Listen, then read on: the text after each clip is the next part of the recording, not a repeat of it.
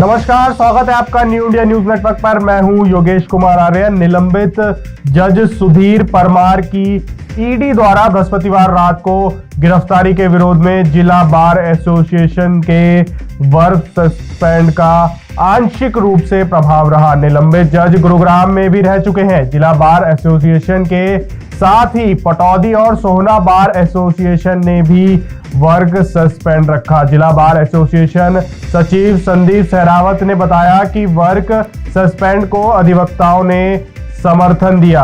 आपको बता दें कि रिश्वतखोरी से जुड़े मनी लॉन्ड्रिंग के मामले में पंचकुला विशेष अदालत के निलंबित न्यायाधीश सुधीर परमार को प्रवर्तन निदेशालय ने शुक्रवार को जिला अदालत में पेश किया। ईडी ने इस मामले में सुधीर परमार से पूछताछ करने के लिए अदालत से 14 दिन के रिमांड की मांग की थी। अदालत ने आरोपी निलंबित न्यायाधीश सुधीर परमार को 6 दिन के रिमांड पर भेज दिया है। आपको बता दें कि ईडी ने सुधीर परमार को पूछताछ के लिए दिल्ली बुलाया था, जहां उनको गिरफ्तार कर लिया गया। आपको बता दें कि उनको पूछताछ में ही तुरंत गिरफ्तार कर लिया गया। वहीं मनी लॉन्ड्रिंग का मामला अप्रैल में एंटी करप्शन ब्यूरो की ओर से दर्ज कराई गई एफआईआर से जुड़ा है। जांच एजेंसियों ने पहले इस मामले में सुधीर परमार के भतीजे अजय परमार और रियल एस्टेट कंपनी M3M के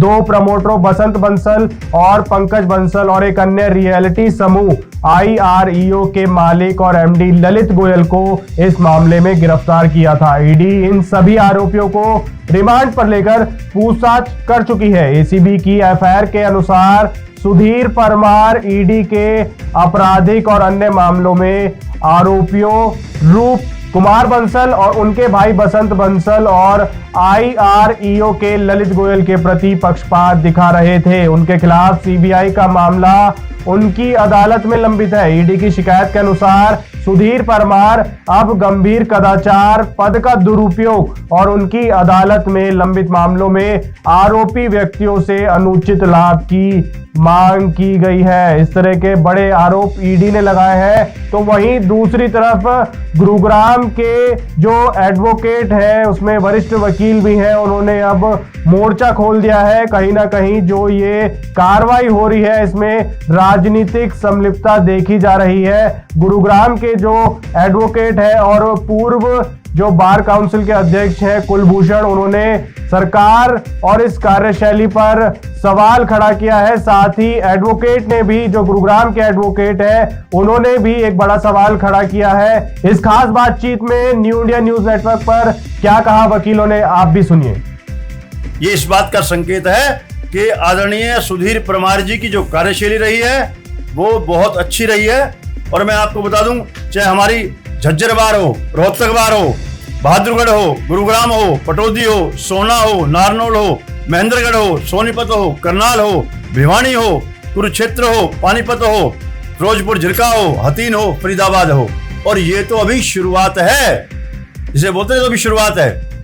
आगे भी हम पूरी तरह से, पूरी ताकत के साथ, हम जितने भी हरियाणा के जो वकील बंधु हैं, चाहे उसमें प्रधान है, पूर्व प्रधान, जितने भी हम साथी हैं, हम माननीय सुधीर परमार जी के और उनके परिजनों के साथ पूरी ताकत के साथ खड़े हैं और हर वो मुकाबला करने के लिए तैयार हैं। चाहे वो न्यायालय के अंदर कानूनी लड़ाई हो और चाहे वो न्यायालय के बाहर सड़कों पर भी अगर हमें लड़ाई लड़नी पड़ेगी तो हम परमार जी के लिए लड़ाई लड़ने का काम करेंगे। मैं माननीय प्रधानमंत्री जी से, मैं कानून मंत्री जी से भी आग्रह और निवेदन करूंगा कि इस ईडी का सदुपयोग करें उनके खिलाफ जो जिन्होंने देश को लूटा है।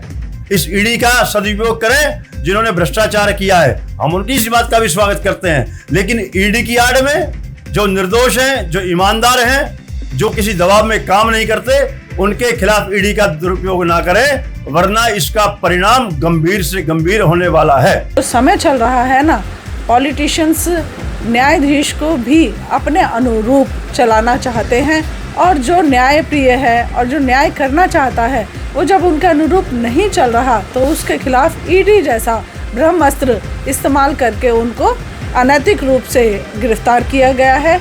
और ये अभी समय बताएगा कि आगे क्या होता है। ईडी का वैसे सरकार को इस्तेमाल उन लोगों के लिए करना चाहिए जो वाकई में ही करप्ट हैं और करप्शन की जिन्होंने सीमा पार कर रखी है। और जहाँ तक मैं जानती हूँ, मैं उनके 2 टेन्योर में यहाँ उनका व्यवहार देखा है और उनको सुना भी है। पूरी बार में भी बातचीत होती रहती है। एक वकील भी ये कहने के लिए तैयार नहीं है कि उन्होंने इस तरीके का कोई अनैतिक कार्य किया हो। आपको भी लगता है कि कहीं ना कहीं ईमानदारी की सज़ा मिल रही है? अब ये कहना तो आज इस स्टेज पे उचित नहीं है कि ईमानदारी की सज़ा है। मैं being member bar council Chandigarh मुझे जाना पड़ता है, तो एक दिन मैंने डिसाइड किया कि मैं रात को 12 बजे वॉल्वो से जाऊंगा चंडीगढ़। जब मैं वहां पहुंचा तो सीबीआई जज सुधीर परमार जी वहां पे मुझे खड़े मिले और वो मेरे साथ वॉल्वो बस में गुड़गांव से चंडीगढ़ गए। अगर वो आदमी बेईमान होता तो उसको वॉल्वो से जाने की ज़रूरत नहीं थी, किसी भी M3M के मालिक की गाड़ी उसको घर से लेके जाती और घर छोड़ती। तो जो आदमी ईमानदार है, जो बसों में यात्रा कर रहा है सीबीआई का जज होने के ऊपर, जिसके ऊपर एलिगेशन ये लगा दिए कि इसने करोड़ों रुपए खाए हैं, वो बस में यात्रा नहीं करता। तो वो ईमानदार आदमी था, है और रहेगा। सरकार के इन कामों से उसकी छवि खराब समाज में नहीं होगी।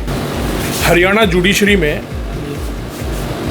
बहुत सारे जजेस हमने देखे हैं। 25 साल मेरी प्रैक्टिस हो गई है और इस 25 साल के दौरान इतने ईमानदार और साफ छवि का आदमी मैंने दूसरा नहीं देखा। मैं आज बार काउंसिल का मेंबर हूँ, बार काउंसिल का सेक्रेटरी रह लिया और गुड़गांव बार के अंदर ही मैं कम से कम 10 ऐसे जजेस के नाम गिना दूंगा जो खुलेआम पैसे ले रहे हैं और इसकी सूचना ऊपर हाई कोर्ट तक है। अगर उन लोगों के खिलाफ कोई कार्रवाई नहीं हो रही तो इस ईमानदार आदमी के खिलाफ कार्रवाई करना नाजायज़ है, गलत है और इसको वकील लोग बर्दाश्त नहीं करेंगे। अगर किसी बेईमान जज के खिलाफ ये कार्रवाई होती तो हो सकता है एक आदमी भी स्ट्राइक पे ना बैठता, और लेकिन एक ऐसे ईमानदार आदमी के लिए, उसके लिए पूरा वकील समाज कंधे से कंधा मिलाकर खड़ा रहेगा। गिरफ्तारी बिल्कुल गलत की गई है। ये जो सरकार है इसके पास यही शिकंजे हैं, ये कहीं ईडी कहीं सीबीआई यही लगाती है। उनकी गिरफ्तारी के बाद गुरुग्राम कोर्ट में कामकाज चल रहा है, बंद है?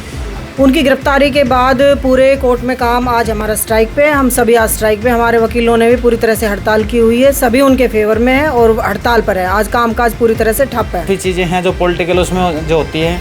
ट्रायल उनकी ये भी सुनने को आ रहा है कि जैसे कि हुड्डा सर जी की ट्रायल भी सीबीआई में उनके खिलाफ चली हुई है, तो वो प्रेशर भी था कि हुड्डा के खिलाफ क्या प्रोसीडिंग ये अडॉप्ट कर रहे हैं, किस तरह कर रहे हैं। तो उनकी वहाँ से भी कुछ ये सरकार प्रेशर बनाने के कुछ हमने सुना है कि भाई हुड्डा के खिलाफ कार्रवाई करेंगे, लेकिन उन्होंने इसके लिए मना कर दिया।